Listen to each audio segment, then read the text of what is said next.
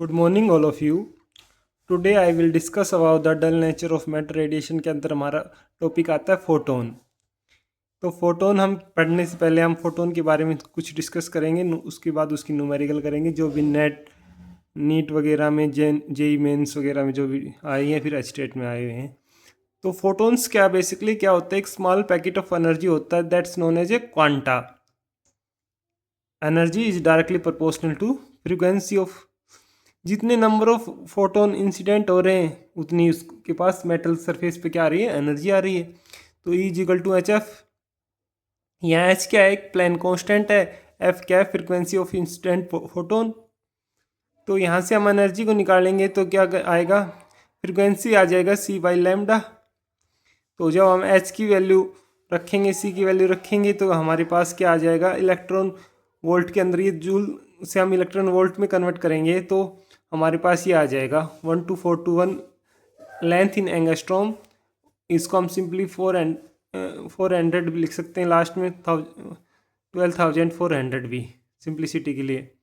Same way में हम जब इसको नैनोमीटर की टर्म में लिखेंगे तो ये एक डिजिट कम करके ये ऐसे आ सकता है। तो इसके बाद हम इसके बारे में सेकंड प्रॉपर्टी पढ़ेंगे हम कि क्या होती है फोटोन की प्रॉपर्टीज।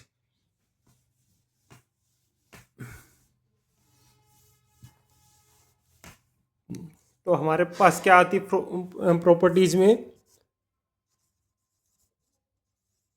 प्रॉपर्टीज में क्या कहता है कि ये जो फोटोन होता है ये चार्ज लेस होता है, इसका चार्ज क्या होता है, जीरो। जब इसका चार्ज जीरो होगा तो ना तो ये इलेक्ट्रिक फील्ड से डिफ्लेक्ट होगा और ना ही ये मैग्नेटिक फील्ड से।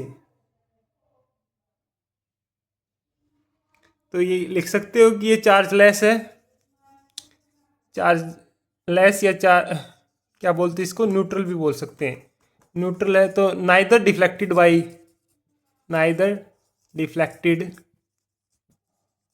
Bye electric as well as magnetic field. ठीक है।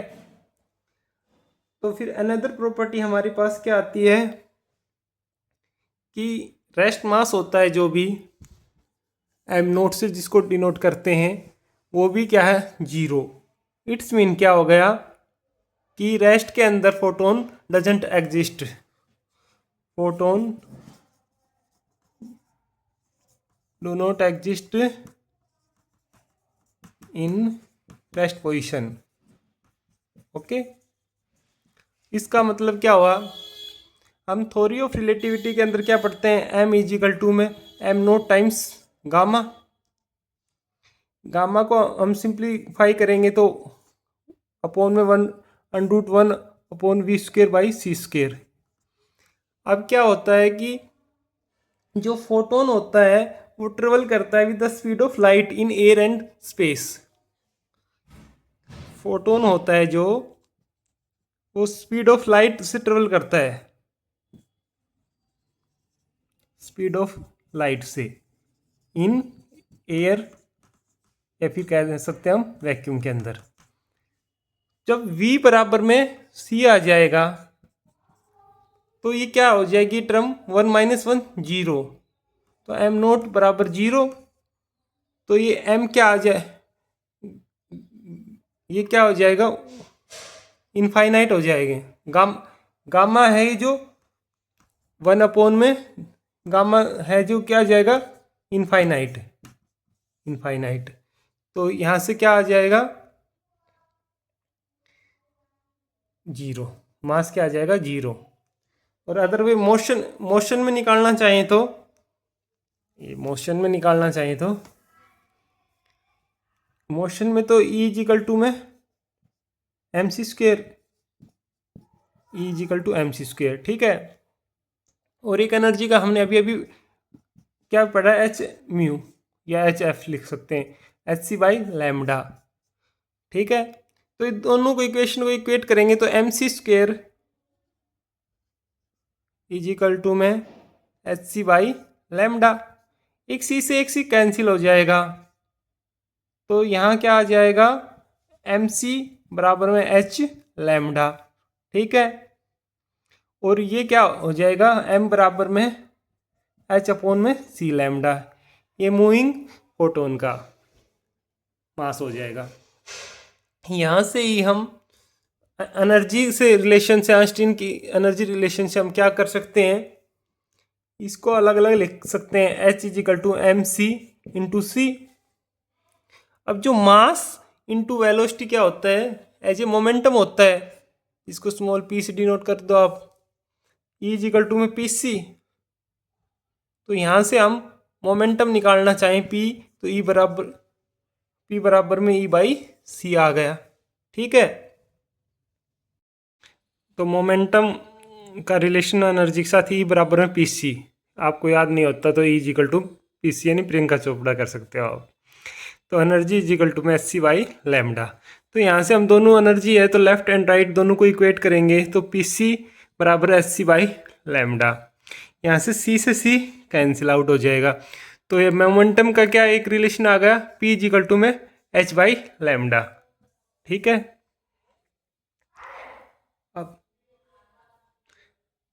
अब क्या करेंगे हम, जब हमारे पास ये आ गया मोमेंटम, इसके बाद इसकी क्या आती है प्रॉपर्टीज, हम क्या डिस्कस करेंगे। हाँ यस, हम इनके फॉर्मूला इक्वेट करेंगे। फॉर्मूला के अंदर हम क्या पढ़ेंगे, नंबर ऑफ फोटॉन्स क्या होते हैं। नंबर ऑफ फोटॉन्स के बाद हम पढ़ेंगे कि फोटोन रेट्स क्या होता है और फ्लक्स क्या होता है। ठीक है, तो मैं इसको रब कर देता हूँ। जब हम पढ़ते हैं फोटॉन्स बेसिकली मैंने आपको बताया था क्या होता है कि one quantum of light radiation, जब स्मॉल पैकेट ऑफ एनर्जी क्या होती है, क्वांटा। लिख लो, फिर लिख लो आप, स्मॉल पैकेट ऑफ एनर्जी क्या होती है, क्वांटा। और वन क्वांटा एनर्जी होती है ना, जो one quanta of light radiation is known as photon. अब हम इसमें जो भी न्यूमेरिकल बनेंगे इस पे बेस वो फॉर्मूला करेंगे। तो जो हमने अभी पढ़ा है कि E इजिकल टू में एच म्यू या एच एफ होता है, ये क्या हो गई, एक सिंगल फोटोन या कह सकते हैं हम वन फोटोन की एनर्जी, फोटोन एनर्जी। ठीक है, अब टोटल फोटोन हो 1 2 3 कितने मल्टीपल फोटोन हो सकते हैं, तो E इजिकल टू में एन एच म्यू। तो यहाँ से हम जब n की वैल्यू निकालेंगे तो सिंपली n आ सकता है हमारे पास E अपॉन में एच म्यू, और एच म्यू को हम फर्दर सोल्व करें तो E एच सी अपॉन में लैम्डा। ठीक है, ये तो सिंपली आ गया n की वैल्यू, यानी कि नंबर ऑफ फोटोन। n क्या है बेसिकली, नंबर ऑफ फोटोन।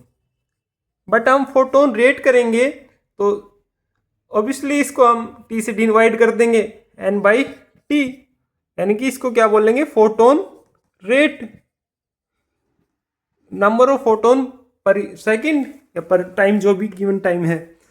तो हम इसको क्या करेंगे, तो डिवाइड करेंगे इस एक्सप्रेशन को, तो energy by T, E by T हो गया अपन एच म्यू तो है, एच सी बाई लैम्डा। तो हमें सबको पता है कि ई बाई टी क्या होता है, एज ए पावर होता है, तो ये पावर हो गया by H C by lambda. ठीक है, और इसको हम फर्दर क्या लिख सकते हैं, इंटेंसिटी के टर्म में भी लिख सकते हैं हम। जब हमें पता है कि इंटेंसिटी क्या होता है, P बाई ए, यानी ये पावर और दिस इज एरिया। हम पढ़ते हैं ना स्पेरिकल बॉडी के लिए P इजिकल टू में 4 पाई आर स्क्वेयर ऐसे। तो यहाँ पे क्या आ जाएगा, पावर की जगह हम क्या कर लेंगे, I into a h C by lambda. जब यहाँ पे क्या है, आई क्या है, एक इंटेंसिटी है, और ए क्या है, एरिया है। ठीक है, फर्दर हम इसको शॉर्ट फॉर्मूला में फॉर्मुलेट करें तो आई रहेगा इंटेंसिटी, एरिया ए ही रहेगा, एच सी तो नीचे रह जाएगा और लैम्डा इसके ऊपर चला जाएगा। ठीक है, जब हम एच की वैल्यू प्लैंक कांस्टेंट की और सी की वैल्यू स्पीड ऑफ लाइट की इन टर्म जो भी कांस्टेंट है 6.6 इंटू 10⁻34 और 3 इंटू 10⁸8, जब हम इसको पुट करेंगे तो ये न्यूमेरिकली क्या आ जाएगा, आई ए लैम्डा 20 इंटू 10⁻26 आ जाएगा। फिर ये ऊपर जाके 100 हम अलग कर लेंगे तो क्या आ जाएगा, कुल मिला के हम इसको सोल्व करेंगे तो 5 इंटू 10⁻14। ठीक है, वेवलेंथ इन एंगस्ट्रोम में रहेगी, हमने 10 क्या दे दिया, वेवलेंथ में दे दी 10 10⁻10। और जब हम इसको लिखेंगे पावर, वो वाट्स में रहेगी। आई इंटू ए को हम पावर में भी कन्वर्ट कर सकते हैं ना। तो ये कुल मिला के हमारे पास ये डायरेक्ट हम न्यूमेरिकल में ये फॉर्मूला भी यूज कर सकते हैं। आगे हम कुछ क्वेश्चन करेंगे तो 1 बाय 1 क्लियर हो जाएगा सभी के। यहाँ से हम फिर क्या डिस्कस करेंगे कि जो भी हम लाइट डालते हैं तो उस फोटोन्स की क्या होती है, एक मोमेंटम का भी चेंज होता है। वो उसकी इंटेंसिटी में जितनी ज़्यादा इंटेंसिटी होगी उस हिसाब से उसका मोमेंटम चेंज होगा, फोर्स होगा और वो प्रेशर भी एग्जर्ट करेगा। वैसे तो आपको नहीं लगता कि जैसे कोई आप पे टॉर्च मारे तो आपको नहीं लगता कि ये भाई ये प्रेशर भी एग्जर्ट कर रहा है, लेकिन बहुत ज़्यादा मात्रा में हो तो ये फील होगा आपको क्वांटम लेवल पे। तो हम क्या करेंगे कि लाइट है वो उसका चेंज इन मोमेंटम क्या होगा, P equal to h by lambda into n. N क्या होगा, नंबर ऑफ फोटोन्स।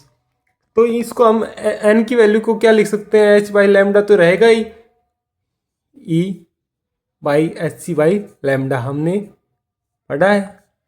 ठीक है, तो ये लैम्डा से लैम्डा कैंसिल हो जाएगा।